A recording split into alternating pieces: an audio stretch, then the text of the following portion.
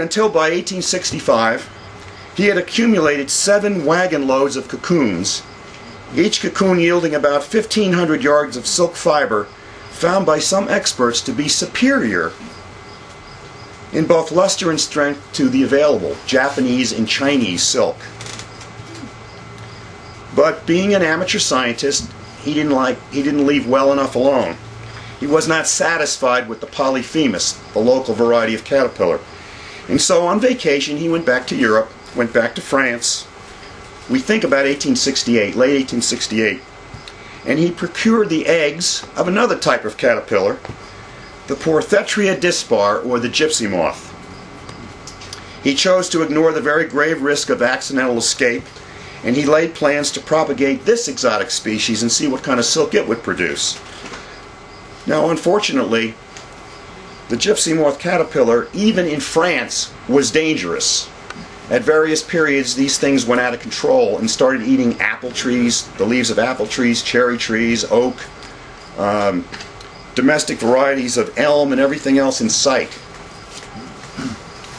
This shows the gypsy moth caterpillar, or the gypsy moth eggs, the egg masses.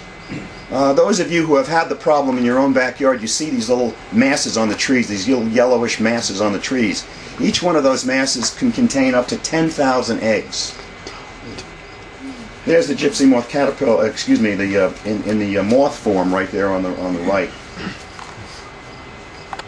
One night, well, obviously he brought these things back to Medford, put them in his laboratory in one of the bedrooms, and then one night when it was a little bit hot, he left the window open. It got windy during the night, and some of these egg masses blew out the window. When he went down the next morning to look in his laboratory, the egg masses were gone. He saw the window open. He realized immediately that he had really done something really stupid.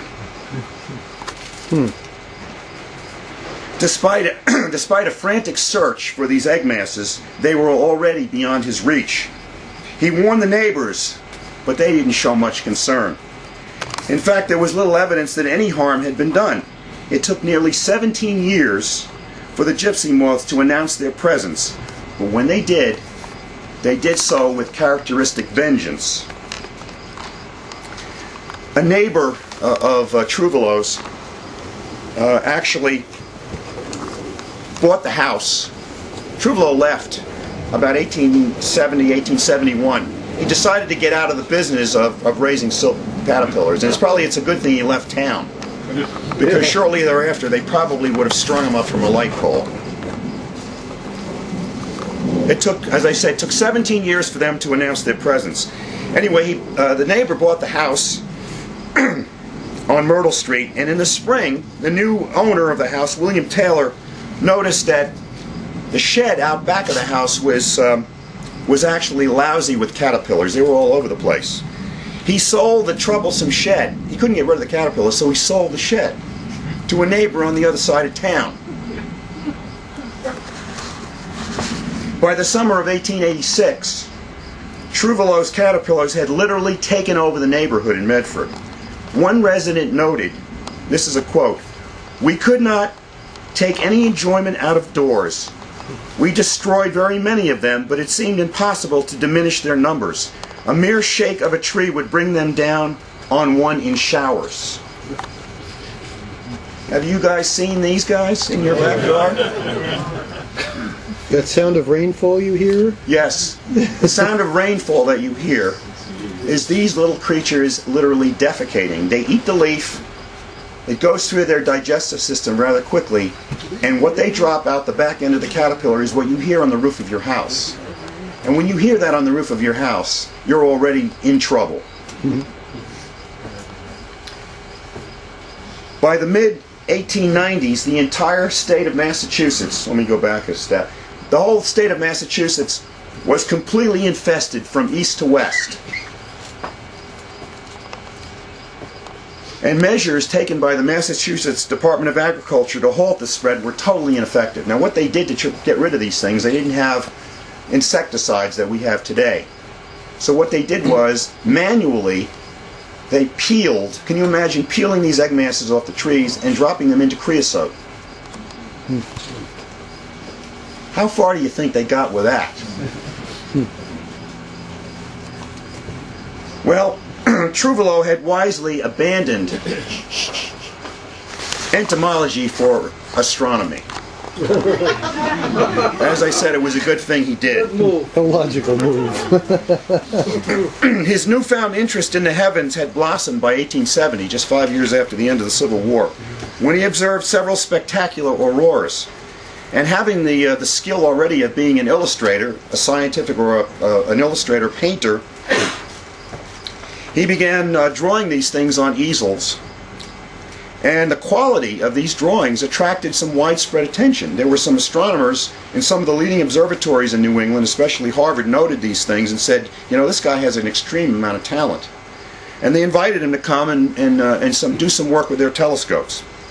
In fact, the director of the Harvard College Observatory, Joseph Winlock, invited him to join the staff of Harvard. While there, his passion for astronomy supplanted all other interests. He would rather do this than eat. He would sit at the telescope for hours.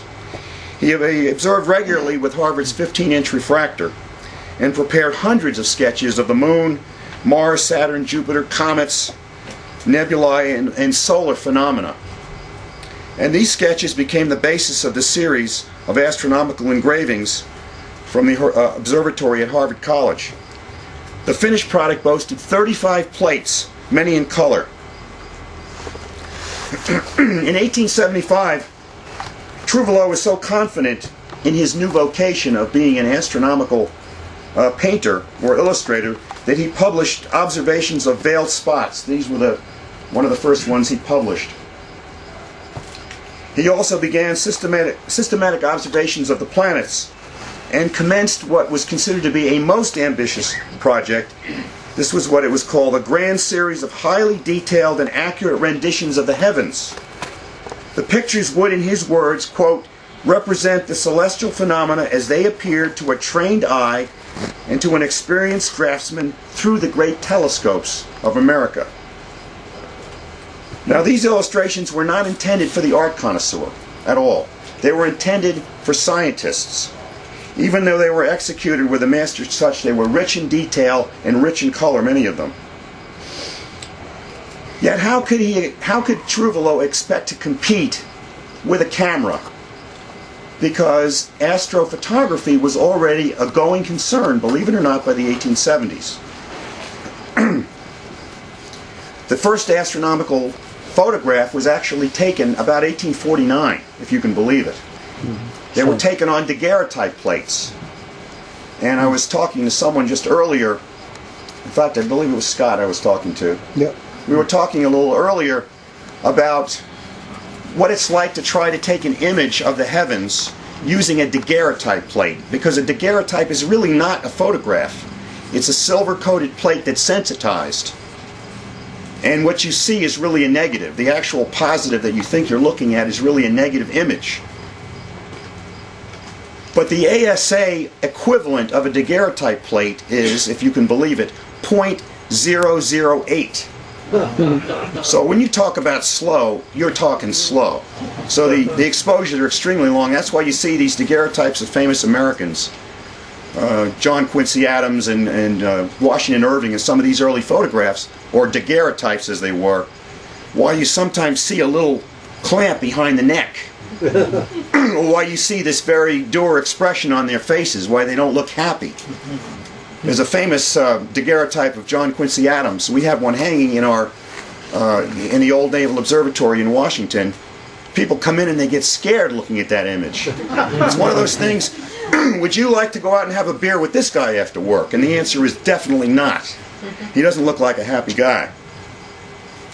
But anyway, as I was saying, Trouvelot didn't even pretend to compete with astrophotography.